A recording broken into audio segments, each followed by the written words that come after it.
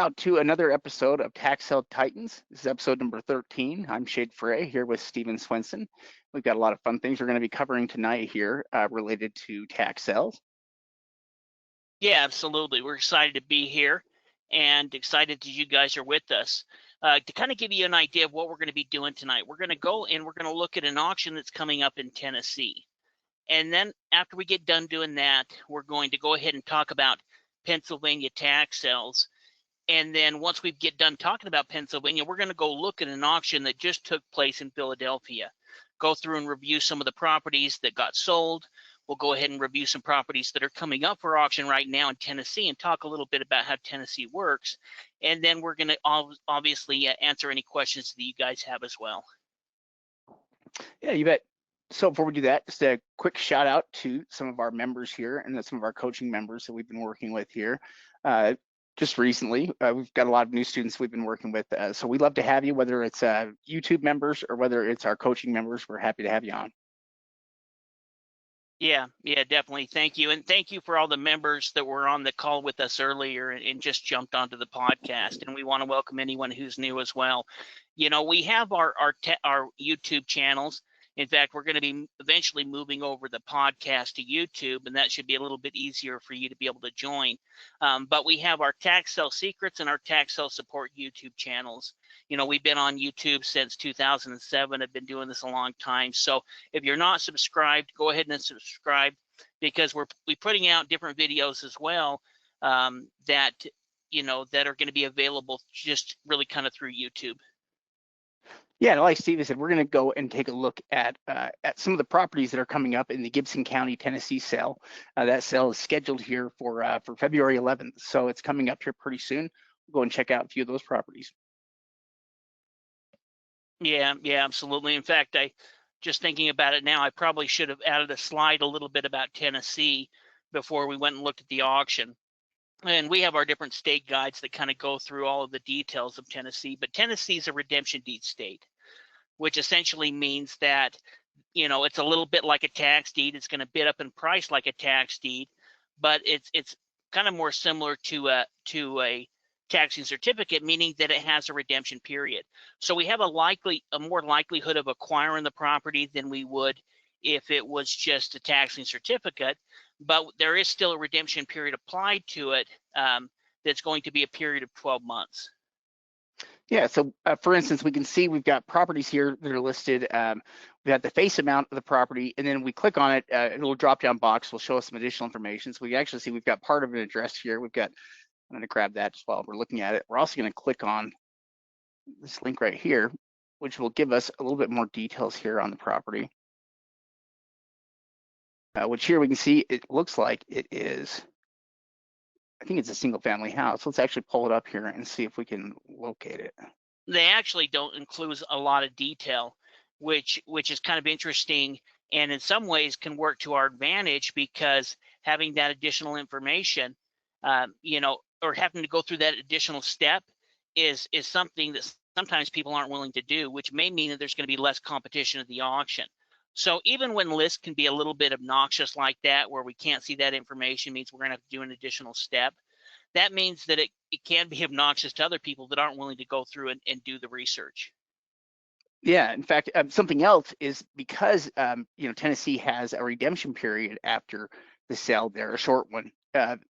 Some people also will skip sales because that, or they'll pay less for properties than they might normally. Now, looking at this property, some things we can see about it. The images are from July of 2019, so they're not new images, but at the time, it looked like there was somebody that was living there, possibly wheelchair accessible here with the entrance. But it looks like they put a roof on the property here at some point, and it looks like maybe new windows as well. Yeah, absolutely. In fact, that's one thing I was mentioning when I was looking at it as well. We do have a little bit older photo, but the roof looks like it's new. It also looks like that it may be wheelchair accessible. That may tell us something. In fact, it might be interesting to look up the owner's name and see if we can find an obituary. That's something we'll do on a lot of property, because I think it would probably surprise people how many of these properties end up being sold at the tax sale because somebody passed away, didn't have any heirs, or the heirs didn't do anything with it if they did have any. and so they essentially sit vacant. That's pulling the county record right there. Now let's see about Redfin. Oh, look, Redfin's got a new look. Yeah, they did change their look. And there's an estimate here on the value of about 50,000. Yeah, so we probably have a higher chance that it's going to redeem, which means that we're going to get a flat 12% on our money. For those that don't mind sitting on property for a while, and instead of investing in a taxing certificate, you can invest in something like this, which is going to increase your chances of actually owning the property. So for $1,000, we're not looking at a home that's sexy, but we are looking at a home that does have value and is going to be, protected by your investment, at $1,000. Even if it was to bid to $2,000, it could still be a good investment.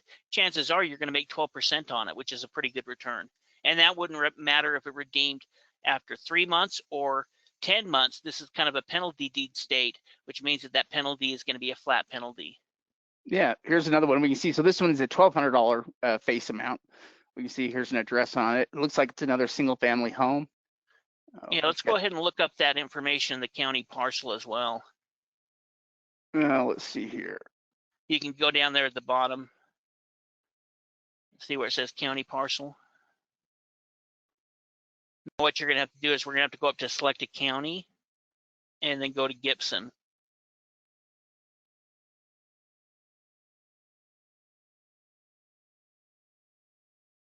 There we go. And then the easiest thing to search by is just the address. Just the first part of the address. So, yeah.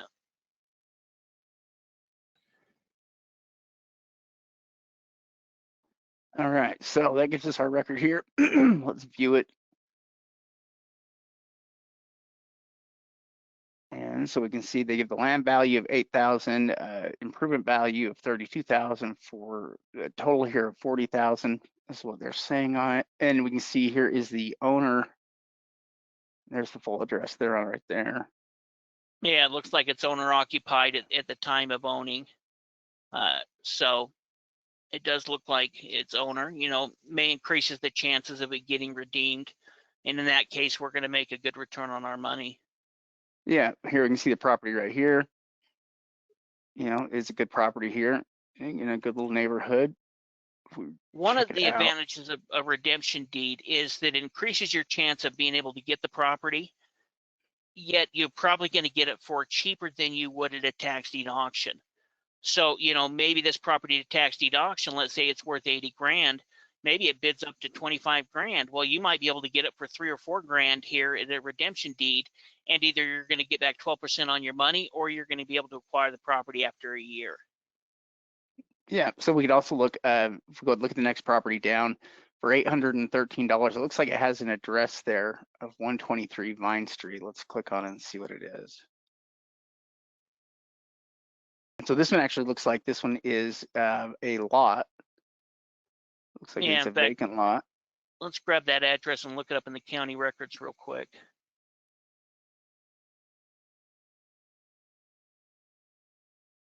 Just go ahead and type in that new address, and then we'll view it. And one thing I can see automatically shade is the market value only has it $4,000. Now the assessed value. Now the market value may be higher than that, but that is something we're going to need to look into, especially if we're going to be paying $800 for the property. Also, as we get down here into this general information, one thing we're always looking for is any additional clues into the property. Now we can look underneath the utilities there, and we see water and sewer, and it has public and public. Then also underneath the utilities there, underneath electric, it has public as well. So we do know that it has some type of utilities. Now underneath the gas, it doesn't say, it says none. That may be because the gas line hasn't looked up. If we were to look at one of the houses next door and we saw that there was gas, that just means that they haven't hooked up the gas line. But if this was somewhere where they didn't have gas on that side of town, that would probably be something that would be important if we were to buy it. Now, really, the determination on this is probably going to be the market value. Yeah, which we could get an idea for that if we wanted to. We could go into here and we could look up We can look up Humboldt, Tennessee, and get an idea of how many properties here. Let's look at what's currently for sale first.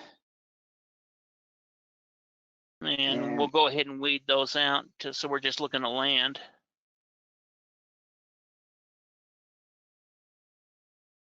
And okay, so there's 20 pieces of property here that are listed here. Let's see it from low to high. So there's 2 properties that are listed for 5,000, and then they go up from there. A couple listed for 18,000, and yeah, they work their way up for basic lots. Though there's really not that many properties though that are available. No, the one thing I'd look into those $5,000 lots or to see if they're going to be buildable or not. Because if they are buildable, well, they've got a couple of cheaper lots on there, and it may not be worth it to buy lots when this is our competition. Now what we'll do is let's go ahead and look into the sold properties over the last year.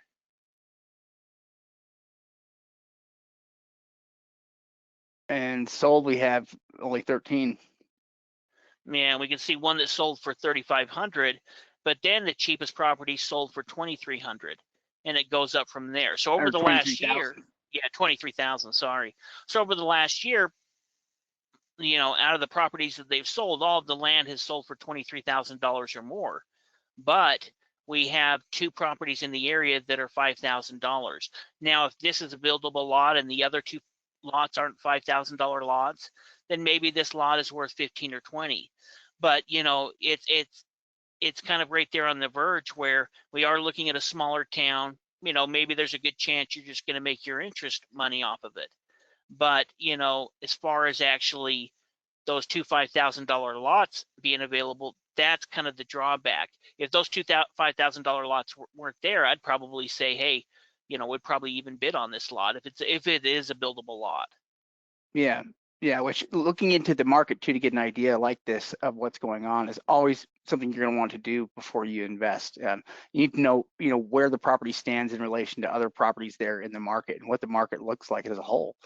It's going to be something important we're going to want to check out. So this property here, I guess we're still a little bit up in the air with it, with the 2 $5,000 properties that are listed. We're not sure if it's usable, and I guess if the other properties are not usable, it probably would be pretty desirable, or at least it would have good value. It would have a value that where nothing like that is sold for less than 20,000.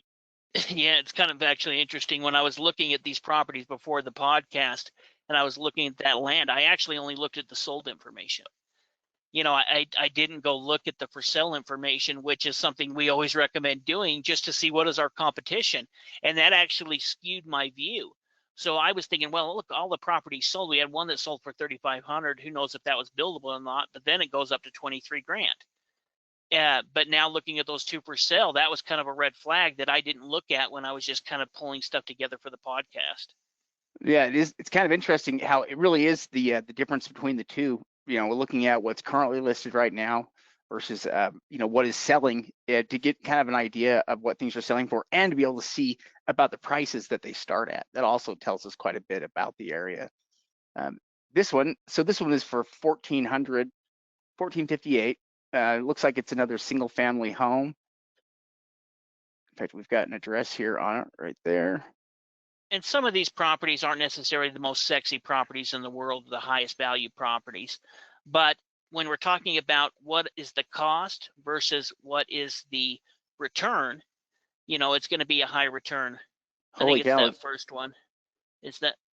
See, the other one's 122. Yeah, that's the same owner. Oh, yeah, that's right. They are other addresses here.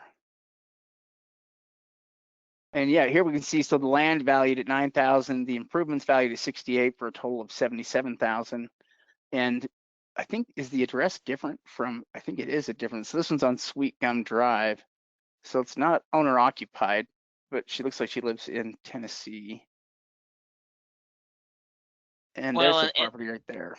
And the fact that it's not owner occupied increases the chances that this one may go to the tax sale. Maybe not, but the fact that somebody's not living in it, usually we're going to have a better chance of acquiring a property that isn't being lived in by the owner. Yeah, Yeah, which this one, it looks like a nice neighborhood here. It looks like it's a good candidate. Let's get a rough idea here of the value on it. Yeah, they estimated at 97 there on Redfin. It's certainly something to work with there for a property that's going to start at $1,500 and could very well end up going to full foreclosure. Yeah, yeah, definitely. Go back to that county record real quick.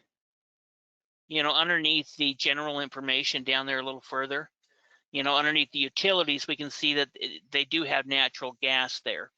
So, when I was talking about that lot where that wasn't listed, the house next door may have natural gas, and there's natural gas within town, but that would be something we'd want to know. We can also get into the details of when this was built. They consider it average condition. That's better. That's better than seeing below average or bad condition. These county records can help tell us a lot, because every couple of years they're going to send somebody out there to do an on-site inspection essentially, and to make a determination. And so if it's in bad condition, they may put bad condition in there, or below average or something like that. The fact that it's average at least gives us some more clues on what this property is. Yeah, we can see when it was built, built in 72. It looks like it's in decent shape from the images there, which they're images from August of 2023. So not as old. Images are about 2.5 years old now. So certainly we'd want to get new images of the property, but at the time it was occupied. It was being lived in there. The roof looks like it's decent. It's holding up. It needs some help in a few places here, but no more than any other property you might just pick up at random. So it's not bad. That everything on the property there looks pretty good. The numbers certainly work. Yeah, well, let's say that you were to bid this property up to $5,000, or even 10 grand. Let's say I bid it all up to 10 grand. There's a couple people that really wanted it. Well, within 12 months, you can either own the property for 10 cents on the dollar, or, you're going to make 12% on your money, which is probably better than most other returns that you can get. So if it redeems after 6 months, then you're going to take your money and your interest rate, and you're going to put that into more property. So it's really kind of a no-brainer when it comes to, redemption deeds, if you don't mind sitting on your money for a year. Boy, look at all these, like, heirs of Carl Van somebody, the heirs of Francis, heirs of Jimmy. A lot of these, like Steve was saying before, a lot of these are the result of somebody passing away. It happens very commonly with tax sale properties. See, there's actually a lot of them here. They just keep going. It almost seems like, what, I don't know, 30%, maybe as Yeah, high as 50% in some cases. yeah. Let's look at one more property on here. Let's go down to Okay. number 6. It's kind of near the bottom. It was just a little bit more expensive one, so. Let's see, face value 5,600. And this one is also a home. We can see it's on, there's the address for right there, 77 Milan Highway. And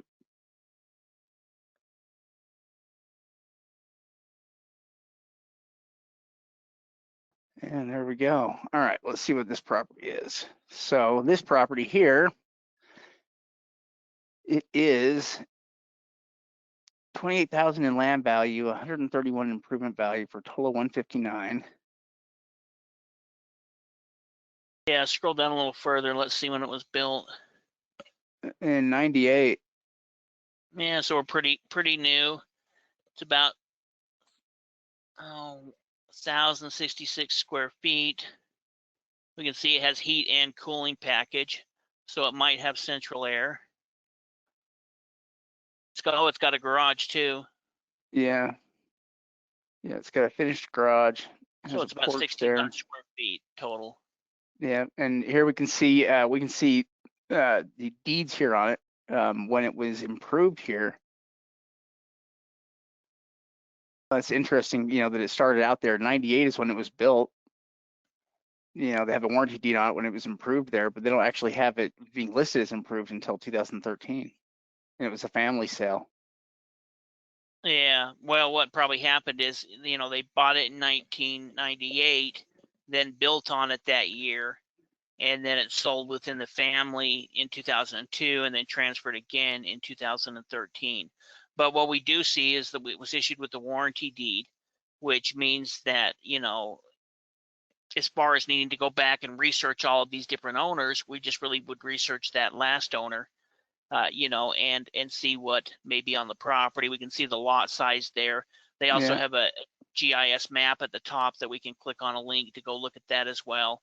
So we can really get a good idea of what this property this property is. We can also go check the market values on it and get an idea. In fact, that's something we'd do on these homes, just like we did with the lot, is we'd check to see what's currently for sale within this town. We are looking at a smaller town here, a smaller city. How many homes are for sale? How many homes have sold over the last year? How long would it take for the homes that are currently on the market to sell or to be sold out if no other homes came on the market? Meaning, are they selling 100 homes a year and there's 100 homes on the market, or are they selling 300 homes a year and there's only 100 homes on the market? Yeah, is there images from July of 2023? So again, a couple of years old, but not too bad. And let's see here. And the value on it is 188. So even higher it seems like than what they're estimating it there. It's going up a bit. Yeah, there's a lot of potential. Even at $5,000, your investment's pretty secure. I mean, if you win that property at whatever the price, you're not going to. It's going to be a good situation. If you win that property for $50,000, it would still be a good situation. Yeah, definitely. Well, and if you get it for 20 or 30 grand, and you're either going to get a good return or you're going to get a good property. And so, at this point, there is some real good advantages to redemption deeds. And now Tennessee and these different areas have put these auctions online. So before, we didn't do a whole lot with Tennessee years ago because they didn't have any online auctions. But now they do. It doesn't matter where you live. If you're interested in buying Tennessee real estate, they have different tax sales that are taking place. In fact, this county actually has 2 sales going on. This is for one of the cities, and then go up there and click on the top right there, Shade. And then the other one is the Trenton area. And so they have 2 sales in this particular county. Each one kind of has their city list available here of properties that are for sale that are taking place on the same day. Yeah, and good properties in both lists. Great properties here. Yeah, we can see the ownership information, and then we could go through and do the same type of research on these properties as well that we did on the property on the other list. Yeah.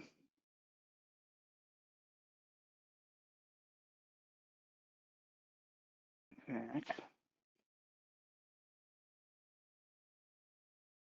Let's see. It's not pulling that up for me. Oh, I'm not. Is this still Gibson? Yeah, this is still I Gibson. think it's still Gibson. Yeah. I wonder I don't know why it's not pulling it up. Yeah, me neither. Oh, here Oh, we there go. it is. That second one down. It's having that full street. Yeah, you gotta have it just exactly how they need it here. All right, let's pull that one up. So here we can see this is a property that is $10,000 land value, $34,000 improvement value. There's the address here. Let's pull it up. The numbers looked like they were better there for the other sale, at least for this first property. Yeah, it'll be interesting to see what the market value looks like and what, the value sites are ranking it at. So it's July of 2023. And let's see. And 87,000. So yeah, the numbers are not quite as good. That's kind of interesting. How much was this one? 87,000. That's not too bad. Yeah, no, it could be a good property, especially when it's starting at $5,000. Good chance you could win it for a little bit over that. Good chance you could win it for under 10,000, and and acquire the property outright or make money on your money. Go back to that Google view again real quick. we're always going to take a look at the area around there. So if we look at that house right next to it, we're going to see this is kind of the ugly house on the street to a degree. Oh, it totally is. So in fact, it looks like, there's across the street, these are all a little bit newer homes. So I'm sure that, cleaning up this home is going to benefit the whole area. But the fact that, that we don't mind buying the ugly house on a good street, because it's going to be surrounded by better properties. We'd rather buy the ugly home on a good street than a good home on an ugly street, if that makes sense. Yeah, absolutely. This is a smaller town. Yeah, it is. Quite a bit smaller. Yeah, that's probably part of the reason why the value's different, is because we're dealing with a different town altogether. Yeah. Well, and if we were serious about buying property, we'd figure out how far is this town from the other towns, what's the closest cities. Whenever we're buying areas in smaller towns, we want to see how close it is to the surrounding areas, because if it's a 10 or 15-minute drive from a bigger city, well, then maybe people are willing to drive out there. But if it's in half an hour or 45-minute drive from anything, well, then, we'd really going to want to get it for the right price. I mean, property is probably still selling there. We could still sell the market, but it's not going to be a huge market there just based on the fact that there's not that much real estate within the area. But we'll go ahead and jump back onto our slides here. Yeah, you bet. All right, let's do this. And we're going to talk about Pennsylvania tax sales. Pennsylvania is kind of its own state in a lot of ways. They do things different than any other state. So we're going to go through and talk about how Pennsylvania works today. We're going to go through the different systems that they use so that you guys have a good idea about how this state works. Yeah, let's talk a little bit. So Pennsylvania is a little bit confusing compared to some of the other tax deed states that are out there. In most of your tax deed states, the county just waits out a redemption period until they foreclose on the properties, and then they'll offer them up for auction. What Pennsylvania does is a little bit different. So they actually have a number of different sales that they're going to conduct. Essentially, they have 3 or 4 different ways that they can sell properties. So in some cases, they have cities like Philadelphia or Pittsburgh that will use their own system to sell properties. In other cases, they have counties that work a little bit more like traditional states, tax deed states and counties. So that mix of it makes it a little bit confusing, but they also have multiple types of sales that they conduct. Yeah, definitely. Now, when we're talking about what department do we go to figure out about a tax sale, it's going to be the tax claim office. So they do have a treasurer or tax collector, but it's actually usually called the tax claim that handles the tax sales. Now, the exception to that would be Pittsburgh and Philadelphia. Those 2 big cities, they handle the taxes there locally. But if we're talking about all of the other counties and the county governments within that area, we're going to go to the tax claim office to find out this information. This is where we're going to get the list, the forms, any type of Q&As. And like Shade said, there's multiple different types of auctions here. So you may go to the same tax claim office 3 or 4 times a year, depending on what type of auction is currently being offered.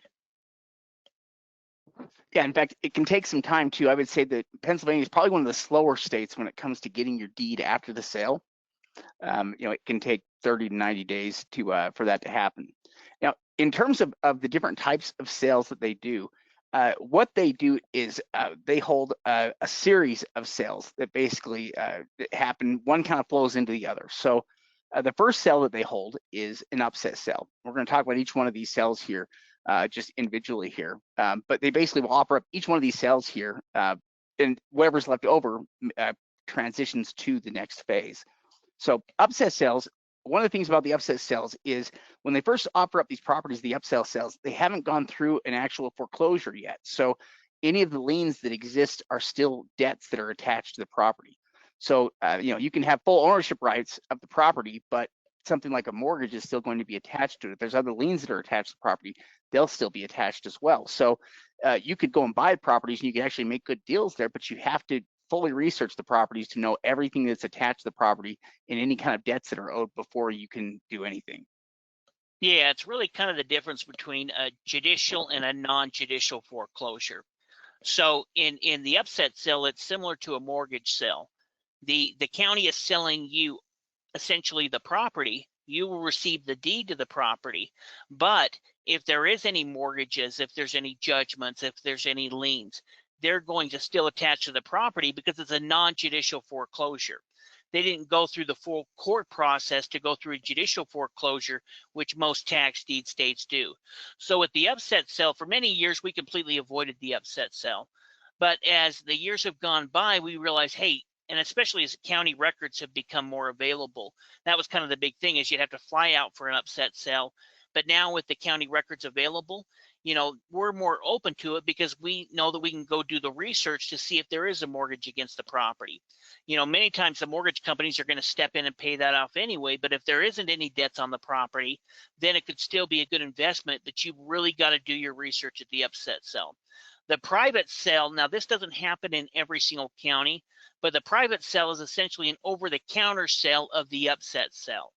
So after the upset sale takes place and before that property goes into a judicial foreclosure, people can offer to buy properties that didn't get sold at the upset sale, and it's called a private sale. So all of the liens are still going to attach to the property. Usually it's going to be some type of offer system where you send in an offer and the county will go ahead and accept it and reject it. So when you're buying this property, it's just like you're buying the property in an upset sale, you're just buying it after the auction. Yeah. Now, after the private sale is where they will have a judicial foreclosure that takes place, and so these properties go through the foreclosure and are sold free and clear of any kind of liens or encumbrances. So these properties have gone through the judicial foreclosure that wipes out things like mortgages or any kind of other liens that are attached to the property. In many counties, even government liens, are no longer valid after this foreclosure takes place. So this is kind of what you would consider to be more like a traditional tax sale, where at this point these properties, at least don't have anything attached to them like they did at the previous sales. At this point, they are, they've been completely foreclosed on, and any of those other attachments are no longer attached to the property. Yeah, exactly. It's part of the reason why they offer the properties up at the upset sale first, is because going through the judicial sale, they're going to have to eliminate, at least in most of the counties, they're going to eliminate not only the mortgages or judgments, but also city liens, utility liens, things like that, which, is going to take a process. And so they're trying to essentially save money by offering up at an upset sale and selling the property that way before they need to go through the time and cost of doing a judicial sale. So with judicial sale properties, we're buying the property essentially free and clear. We're still essentially getting a tax deed, but we're not going to be worried about any type of government liens in most cases and any type of mortgages. And when we talk about repository properties, these are the properties that didn't sell at the judicial sale. Now, in some counties in Pennsylvania, they literally have thousands of these repository properties available. It's really going to depend on the county. But these are properties that have gone through the judicial sale, didn't get sold, and now are available through a sealed bid or a bidding process where you submit bids to the county. Sometimes the counties are holding repository sales where they're taking their list of property and selling them either at a live auction, which Shades has attended some of those, or through an online auction. Yeah. In fact, repositories are kind of like the over-the-counter of their over-the-counter. Their system's a little bit confusing, which is why I think they end up having a lot of properties in it. It's because it's a little bit hard to understand. But what that also means, though, is you can get some pretty good properties still left over in the repository sale, or basically in this over-the-counter list of properties that you can buy by making offers to the county. And in a lot of cases, the counties will have minimum offers that they'll accept, like $500 or amounts like that, where you could submit a minimum offer on a property that may have great value that you can acquire for basically a minimal amount. And so in that way, it creates opportunities for Pennsylvania, because all these counties do have a lot of repository lists and a lot of properties on the repository lists. And like Steve was saying, sometimes they do treat them just like auctions. And so when they hold the repository sale, rather than it being like an over-the-counter sale, they treat it more like an auction where you're trying to buy up properties again. But again, a lot of those properties don't end up getting purchased and are still available after the auction if you submit offers to them. And so, yeah, lots of opportunities here with repository sales. Yeah, in fact, when they do put them in these auctions, many times they start them at the same opening bid amount. So they may start at $500 or $800. And, with Pennsylvania, we've had so many different students that have been able to buy property here through the judicial sale, even through the repository sale. In fact, I'm just thinking one of our students that ended up looking at a repository list and purchased 4 properties for $500 a piece off the list, and turned around and sold all 4 properties to a contractor in a short period of time for $5,000 a piece. So they made a quick, $2,500 minus the $500 a lot. They made a quick $20,000 by picking up these properties from the repository sale and then going ahead and reselling them. Yeah, there are a lot of really good properties in many of the counties that are like that. Sometimes you can get properties that are right next to each other. In a lot of the repository lists, when you go through them, you'll be amazed at some of the properties that are still in there, considering that it's a type of over-the-counter list. There really are pretty good properties in there, but you've got to make sure it's the right time of year, and you've got to go according to their system there in terms of getting yourself registered and getting an offer submitted, and then you have to wait through the process there of getting the offer approved before you actually buy. So it's a timely process, but it is a process you can go through to get good properties for a pretty low price. Yeah, definitely. Now, when we're talking about tax sales in Philadelphia or Pittsburgh, they're going to be completely different than all of the other counties. So each one of these big cities do things differently. Pittsburgh generally has sheriff sales. With Pennsylvania, which we're actually going to be going after we're done and looking at a Pennsylvania auction that just took place. Not Pennsylvania, a Philadelphia auction that just took place. These are generally going to be handled through the law firm. Now, they do have properties that don't get sold to the law firm that they sell through tax deeds, but really kind of what this law firm, or what these properties that we're going to be looking at tonight, are kind of tax liens that the law firm is foreclosing on and selling starting at their opening bid amount. If they don't sell at these auctions, then eventually they'll just sell them at a tax deed auction, usually starting at a flat fee. But when we're talking about the first auctions, they're usually going to start at the back taxes, and they're going to be handled by the sheriff or one of these law firms. So what we're going to do now is we're going to go ahead and check out this Philadelphia auction that just took place a week or so ago, and kind of start going through it a little bit. So let's go ahead and let's look at this auction here at Bid for Assets. So we're going to look at a couple of different properties here, and I'm going to look at my notes real quick just so I know which one we're looking at. Or sold for 108. So this first property right here, we can see it ended up selling for 108,000. But I think it's kind of interesting to look into each one of these and kind of go over why they sold. Do we think it was a good deal or not? So we can see it opened up at 39.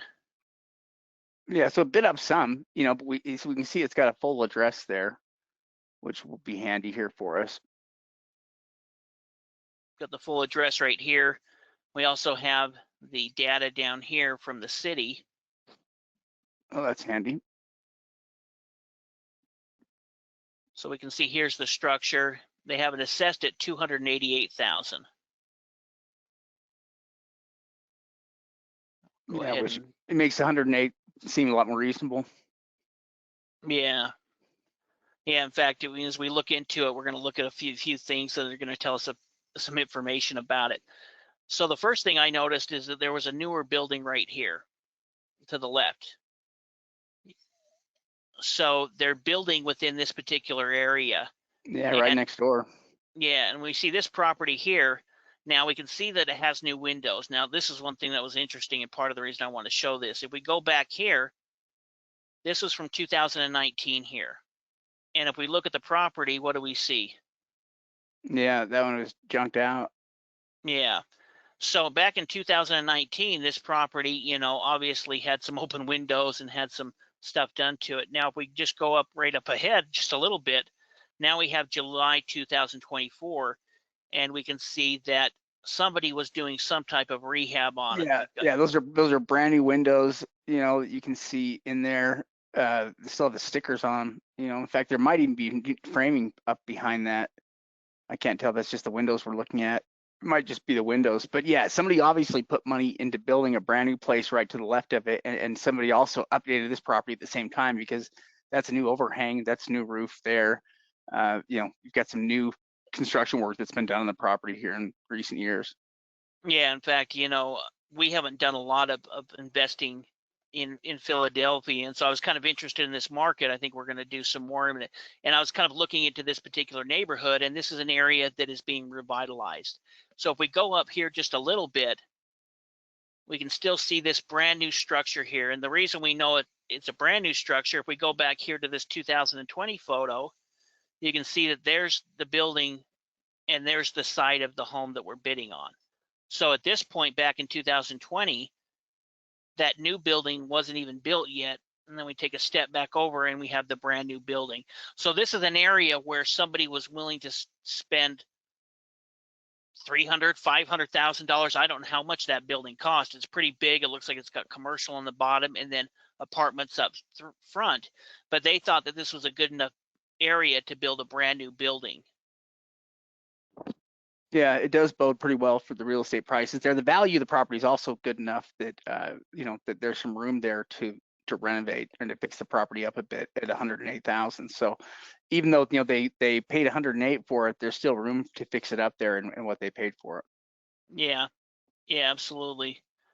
Let's look at another property.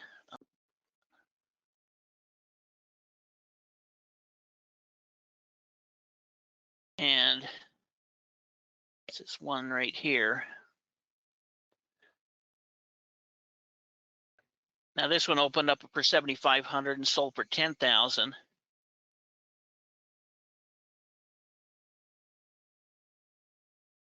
Get a look at the GIS map on it, and the value is only at 81,000. So this is one where I'd be a little bit more nervous. We're going to need to it's really going to depend on the condition of it.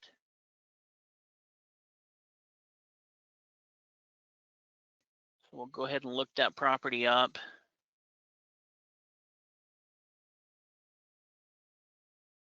You can see it's this structure right here.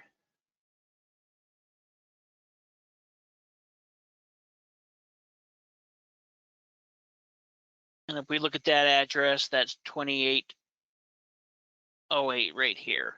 So it's this building right here. Now, this was back in 2018. So we would definitely need some interior photos or some newer photos on it. But you can see that some of the windows have been replaced.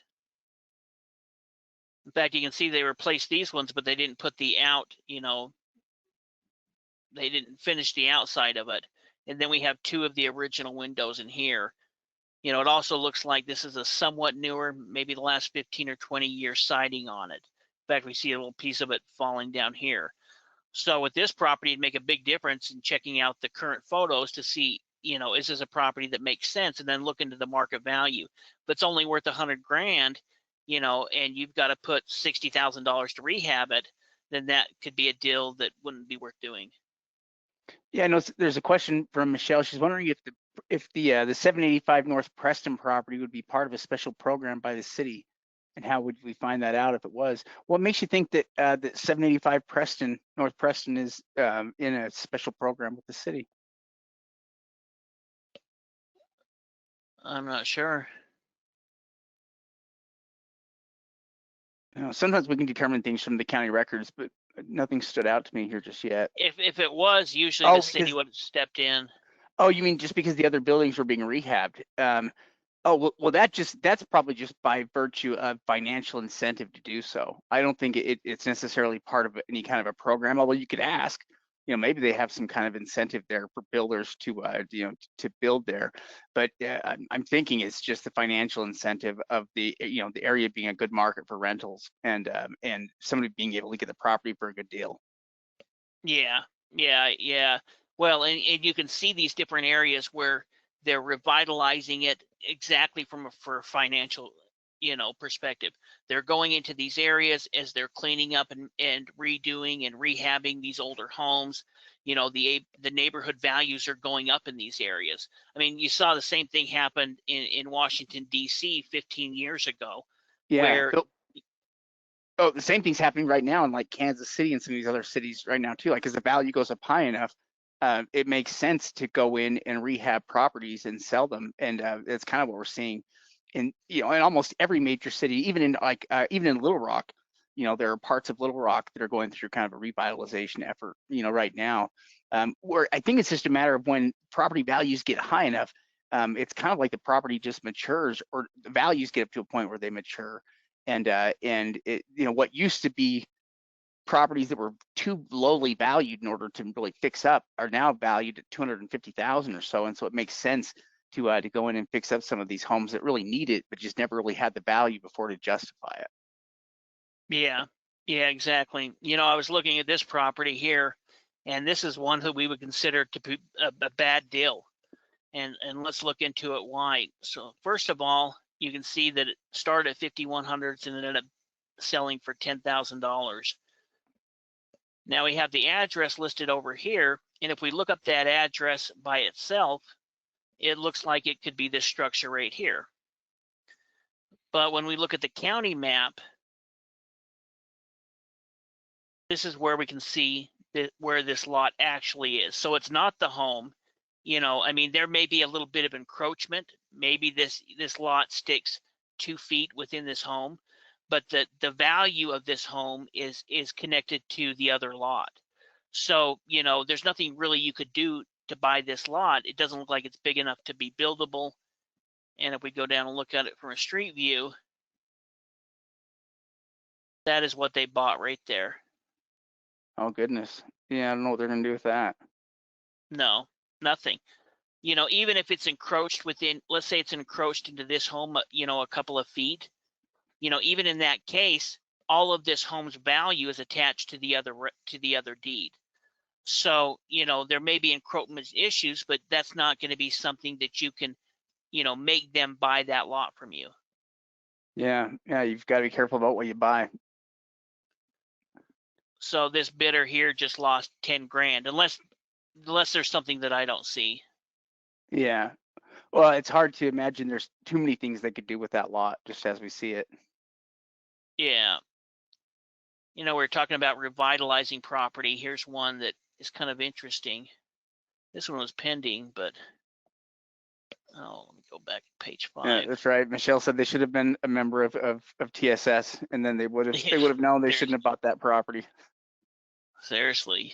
Well, I mean, that's if we can do anything, we want to keep our members and students from making mistakes. I clicked on the wrong one. So this property ended up selling for $262,000. And, that's obviously quite a bit of money. We have the address listed right here.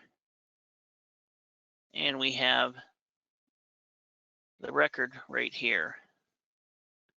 At least it's valued a little bit higher, valued at 417. Yeah, well, and that's kind of what's interesting as you start looking into some of these markets. It makes a big difference. We even see this happening in Detroit as well. In the right areas, even these older homes can be worth picking up and really rehabbing. So if we look into the property here as far as its address, pull that up here. And it's Look this at that. building right here. There's another revitalized one right to the left of it too.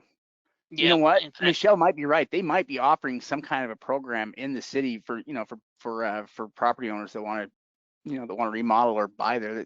It's possible. When you see a lot of revitalization in an area, it's worth checking. yeah.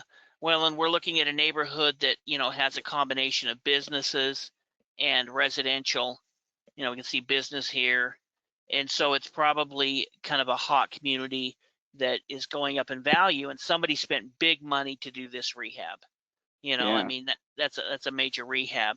And that thing was kind of interesting when I started to look into the market value of this. Here's that house that just had the rehab. Oh wow! So it's like $1 million. Yeah, it ended up selling for 850 back in 2021.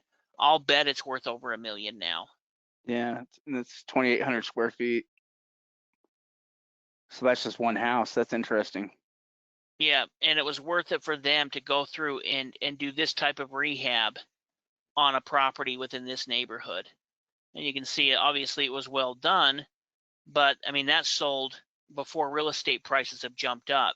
And as you get into the notes here, we'll always go through and read about some of the properties that have sold within this area, but it talks about,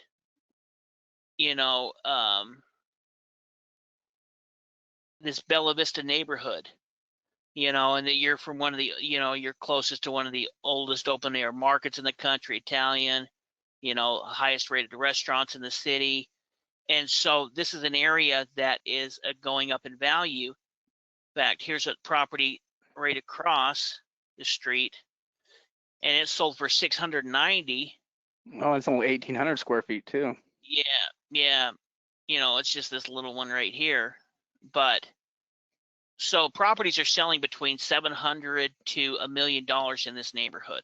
So them buying at 250,000, even with the county only saying it's worth 470, by the time they rehab this property, it could be, between 700 to $1 million in value. That's interesting. So it does make a big difference in, where you're going, where you're bidding, and what type of properties you're bidding on, because we've seen some here that seem like they make a lot of sense, and then other properties that don't seem like they make as much sense. Yeah, it really does come down to location in certain neighborhoods there in Philadelphia where properties are worth a lot and they're highly desired. You can probably do pretty well with these. Yeah. Well, and there's some here that we would have avoided. In fact, there's a couple here that we could have looked at for maybe bad deals.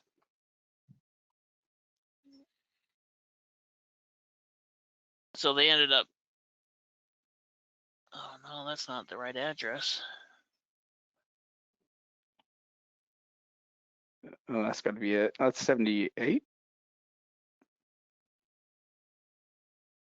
Oh, it's right. No, that's. Oh yeah, that's 4279. Yeah. So here's right here. This is back in July 2025. So about 6-7 months ago. At that time, it does look like it was occupied, but it does look like this is actually one I picked. I looked at one I hadn't looked at before. Let's see what they're giving it for value on it.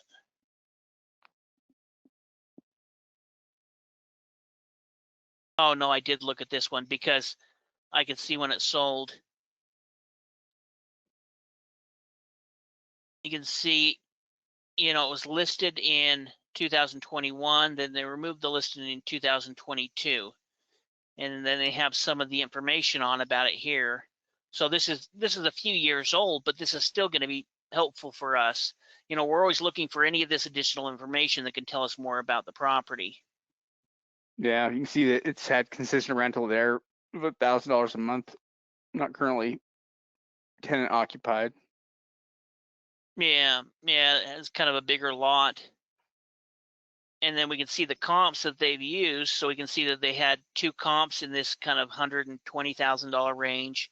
They had 3 comps up here, 4th, and these are all located right around this area. So there is properties right here that are selling for as much as, $400,000.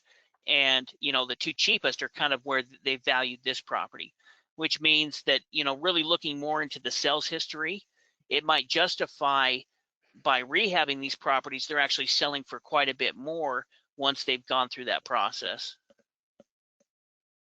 Yeah, it's pretty interesting. But here we can get at least an idea of what it was back 2 or 3 years ago as far as the condition. You can see things like the hardwood floors. If you were to redo those could really be, could probably really look good once they'd been done. What's kind of crazy about this sale is that it's like an over-the-counter sale of the over-the-counter properties. I mean, it's like the the ones that the attorneys are pursuing foreclosure on. Yeah. Essentially, these are all of the tax liens that the city has held and that are essentially going through the foreclosure. So instead of the city doing it, they're hiring this company, and there's also another company that will sell them as well, to go through the foreclosure process on these tax lien certificates, and essentially are selling them at their opening bid amount. So, we can see what the opening bid amount was on this property. Started at $25,000. That means that there's probably $25,000 in back taxes, penalties, foreclosure cost, all of that to come up to that $25,900 price point, and it ended up selling for $38,000. Yeah, they're pretty good opportunities for what they are. Yeah, we'll look at one more and then we'll go back and answer any questions.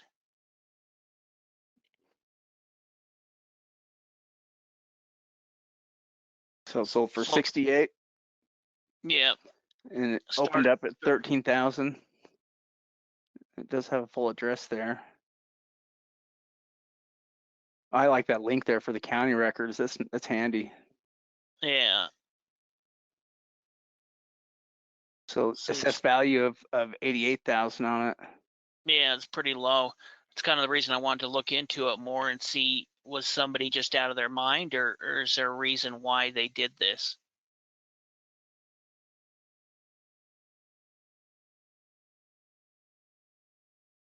Oh, when is that photo from? July 2024. That's not too bad. Yeah, I was noticing, this is, you can see that there, I mean, it's an older home, but there has been some improvements made. Those look like they're newer windows, some of Yeah, them. yeah, they do. Yeah, the property's condition is not too bad. I mean, it looks like it was being lived in here at the time. Yeah, you've got kind of a little backyard here. Looks like where Rocky lived. Yeah, yeah, it does kind of look like where Rocky lived. It's It's fun. doable though at that price. I don't think they would lose money on this. Yeah, well, and that's what's kind of interesting as well, is here are a couple of comps right next door. Oh yeah, So this one sold for 214. Now that was back in 2023. But what's interesting to me is the level of rehab they're putting on these properties. yeah, that's kind of a high-end rehab. Yeah, and this may be, this may not be a, real hardwood floor, but it looks good, that kind of that. But still, I mean, these could even be some older cabinets that they've refurbished and put in new stainless, put in some This would tile. probably be a good after repair comp. Yeah, yeah, exactly. Very similar to the home that we're looking at. And this comp here as well sold for quite a bit cheaper. And you can see this is kind of before rehab. This is kind of original. Yeah, yeah. So this would be kind of a good comp for fixing up as is versus after repair on the other one.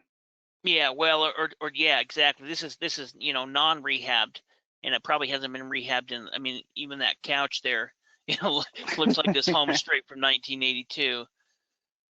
Yeah, And so you can see that this one sold for quite a bit cheaper, even though it has a higher assessed value. yeah. 68,000 doesn't look so bad. Yeah. So, doing the higher end rehab probably in this market may be better than a lipstick. Yeah, But hopefully that gives you guys kind of an idea of how Pennsylvania works, the different type of tax sales. And as we went through and looked at a couple of these properties, it's kind of been interesting to see as well, where some of these markets are totally being revitalized. There's investors that are going into them and putting in money to rehab these old homes and really make them into to pretty good, nice properties, just like we can see here. yeah. I'll go ahead and send this back to you, Shade, and we'll answer any questions and we'll call it an evening. All right. All right, let's do this. Oh, there we go. Yeah, I know we've been taking some questions here as we go. If anybody else has any other questions, we can answer those as well. Yeah, absolutely. Well, I really am excited about this new year. I think it's going to be a great year for our membership, great year for our students, because I think there's going to be a lot of opportunity. In fact, when we do see shifts in the market and things get slow, generally that's been a better time for tax sale investing. I mean, me and Shade have been, researching this market since the late 90s, and we've seen it kind of ebb and flow, and we think we're in one of those sections where there's going to be some pretty good opportunity over the next 2 to 3 years. Yeah, there was a lot of opportunity around the 2008 collapse. That we noticed. We saw an influx of tax sale properties that happened around that time, and it's been interesting. We saw real estate prices go up, but I think things have been getting better, and competition is down a little bit, and it seems like it's kind of progressing in that direction where we're going to get more opportunities with a little bit less competition. It's not going to be quite so cutthroat, as it was maybe 2 years ago. And so, yeah, I think it's moving in the right direction, and there's more online opportunities right now than we've ever seen, and that's only making it more possible, I guess, for us to be able to participate in multiple auctions and to make our time more effective. So yeah, I think only good things are happening within the tax sale market, and for those that are involved with it and those that understand it right now. Yeah, yeah. In fact, even looking at those properties, we looked at that one where they spent $260,000 for it. But let's say that you were to rehab the property and you were into it 500,000. Well, it still looks like you'd probably sell a property like that was rehabbed between, you know, it on 800 the low end and upwards of $1 million. So in that kind of scenario, you have a chance to make $300,000 or $400,000 on picking up a property like this and turning around and rehabbing it. And you don't need to be that type of money because we can do the same thing on a smaller scale, kind of like we showed in Tennessee. And so there's so many opportunities throughout the country right now that it just takes a little bit of research. It takes some time going through and researching the auctions and also participating in auctions. That's kind of the key. I mean, it's nice to look at auctions, but participating and bidding on properties is what's going to help you win properties. Yeah, it's an exciting time to be involved. We appreciate having you all on this evening. We're happy to have you. We'll be back again here soon for the next one. Love to have you guys back. But yes, like Steve was saying, definitely get registered for auctions, start placing some bids so you can give yourselves those opportunities to win. Yeah, thanks again, everyone. Appreciate it. Yeah, we'll see you later.